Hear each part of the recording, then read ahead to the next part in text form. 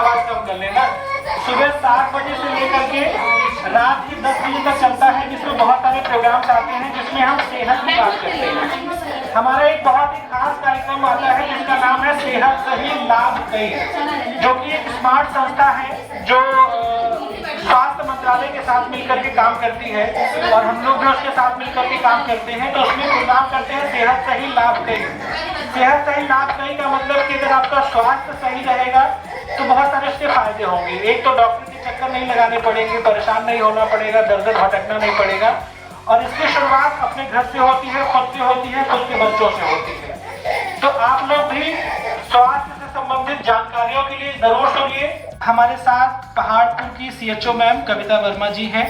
आपको कुछ स्वास्थ्य से संबंधित, टीकाकरण से संबंधित और जो भी स्वास्थ्य सेवाएं सरकार की तरफ से चलाई जाती हैं जो प्राथमिक स्तर पर लोगों तक पहुंचनी चाहिए, उसके बारे में थोड़ा सा जानकारी दें। आप सभी को मेरा नमस्ते।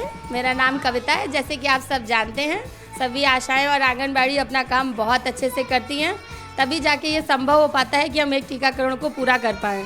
हर एक बच्चा, हर एक छूटा हुआ बच्चा, हर एक गर्भवती महिला, उसकी सारी जांचें और जो टीका है वो होना बहुत ज़्यादा ज़रूरी है।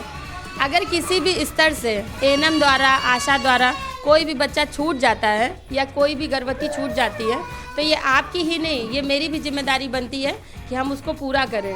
और किसी भी स्तर पर अगर कोई भी सुविधा उपलब्ध नहीं हो पा रही है, जैसे अभी तक हमारे जो सब सेंटर थे, पहले हेल्थ एंड वेलनेस सेंटर थे, अब आयुष्मान आरोग्य मंदिर हो गए हैं, तो इन पे गर्भवती की जो जांचें थी वो अच्छे से नहीं हो पाती थी, क्योंकि जो जांचें थी वो जो खून से जांच होती है वो तो होती नहीं थी, किट वाली जांचें होती थी।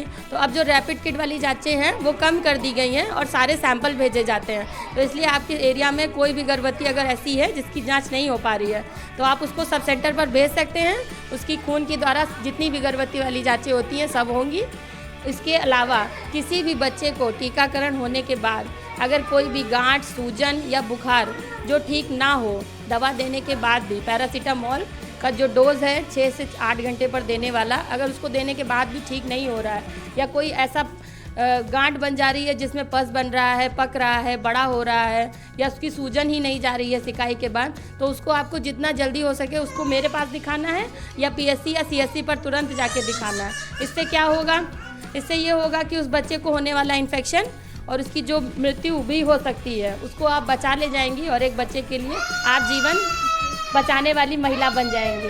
तो ये नहीं है कि आप अपनी सिर्फ ड्यूटी ही करेंगी, आपको अपनी ड्यूटी के साथ साथ उस बच्चे के जीवन के लिए भी थोड़ा प्रयत्न करना है।